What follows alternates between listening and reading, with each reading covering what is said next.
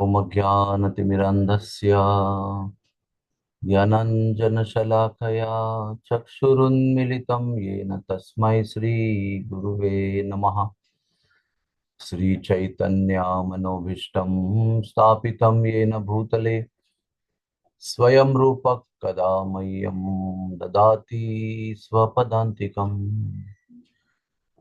श्रीकृष्ण चैतन्य प्रभु नित्यानंद श्री अद्वैत गदाधर श्रीवासदि गौर भक्त वृंद। हरे कृष्णा कृष्ण कृष्णा हरे हरे, हरे राम राम राम हरे हरे। आत्मा का स्वरूप सच्चिदानंद है और आनंद की खोज करना आत्मा का स्वभाव है। आनंद आनंद प्राप्त करने का प्रयास करना कोई अपराध या पाप नहीं है। और भगवान सच्चिदानंद स्वरूप है, हम उनके अंश हैं, इसलिए हम सब लोग आनंद ढूंढ रहे हैं। जैसे भगवान भी आनंद की खोज में रहते हैं, लेकिन वो आनंद के सागर हैं, आनंद देने वाले हैं, और राधा रानी उनको आनंद देती है। ऐसा हमारा स्वभाव होने पर भी हम लोग दुखी क्यों रहते हैं? क्योंकि जब कोई मछली समुद्र के बाहर अपनी खुशियों को ढूंढने का प्रयास करती है तो वो दुखी ही रहती है, और दुखी होने के अलावा कोई पर्याय विकल्प बचता नहीं।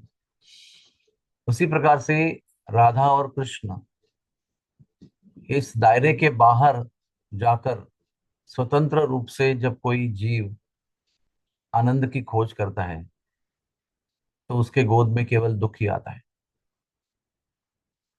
हम लोग अब सब भक्त बन चुके हैं, हम जब कर रहे हैं और जानते भी हैं कि भगवान को प्राप्त करना है।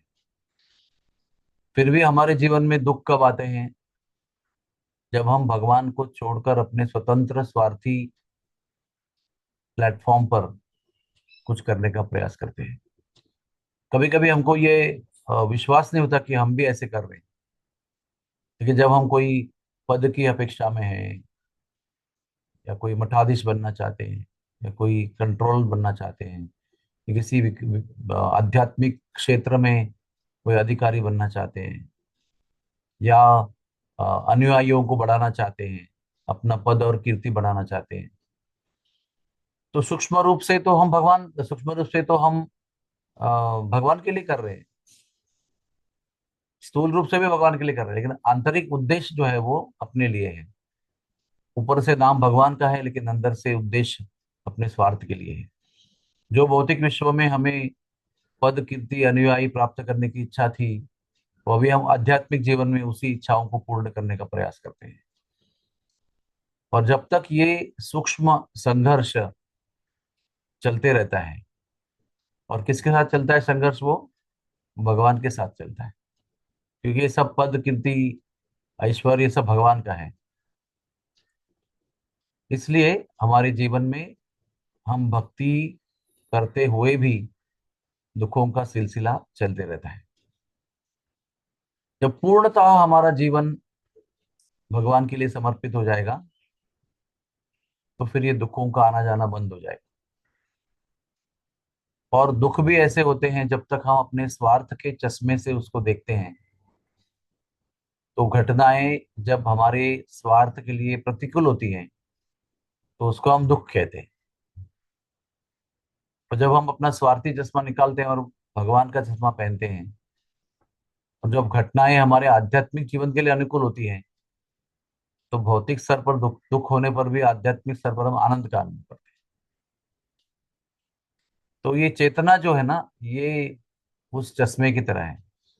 जो हरा पहनेंगे तो सब हरा दिखेगा, तो स्वार्थ का चश्मा पहनेगा तो सब दुखी दुख दिखेगा, क्योंकि हमारे स्वार्थ के अनुकूल नहीं है वो, हमारे निजी हेतु के अनुकूल नहीं है। हम लोगों को देखना यह है कि हम अपने स्वार्थ का चश्मा उतारें। कुछ ऐसा चश्मा ऐसे होता है कि हम जितनी बार उतारेंगे उतना बार अपने आप बैठ जाता है आंखों में आकर। इतना हमारा कई जन्मों का वो कंडीशनिंग है कि स्वार्थ के बिना हमारा स्पिरिचुअल लाइफ भी आगे नहीं बढ़ता। इतने हम लोग अटके हुए हैं। इसलिए ठाकुर भक्ति विनोद कहते हैं कि जब मैं आपके लिए सेवा करता हूँ, आपकी सेवा करता हूँ, और आपकी सेवा में मुझे कष्ट का अनुभव होता है, तो मुझे बड़ी खुशी होती है, क्योंकि आपकी सेवा में आने वाला जो दुखदाई या कष्टदायी सिचुएशन है, ये मेरी अविद्या का नाश करता है कि मैं शरीर नहीं हूँ, आत्मा है। ये ज्ञान मुझे करा देता है। और मैं शरीर हूँ, आत्मा नहीं हूँ, ये जो अज्ञान अविद्या है, उसको नष्ट कर देता है। तो अज्ञान और अविद्या नष्ट करने के लिए स्वार्थ का चश्मा उतारना पड़ेगा, और निस्वार्थ भाव से ये भगवान नाम का उच्चारण करना पड़ेगा। जो हमारी अनंत इच्छाएं हृदय में छुपी हुई हैं, जो भगवान के अलावा स्वतंत्र इच्छाएं हैं, उनको धीरे धीरे कम करना पड़ेगा, क्योंकि वही हमारे दुखों का कारण है।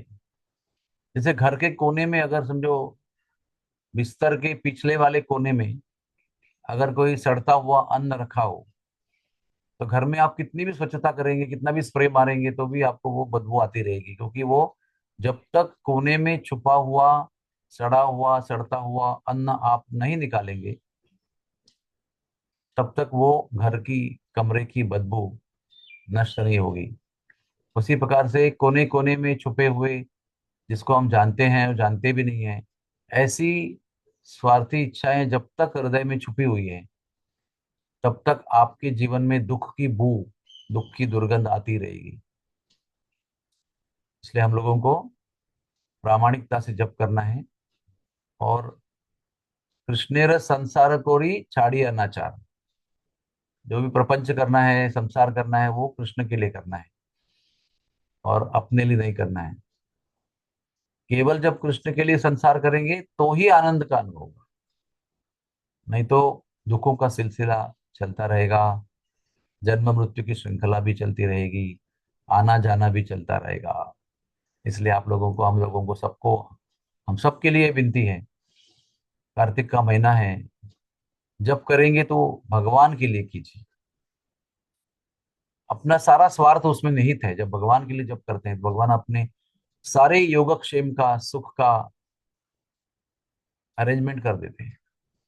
तो आइए, ये जो स्वार्थ परमार्थ के बीच में संघर्ष है, उसको एक ही बार खत्म कर देंगे, और हमारे जीवन को परम आनंददायी, शाश्वत और चिरंतन रूप से आनंददायी बनाएं। हरे कृष्णा कृष्ण कृष्ण हरे हरे, हरे राम राम राम हरे हरे। Thank you very much. हरे कृष्ण।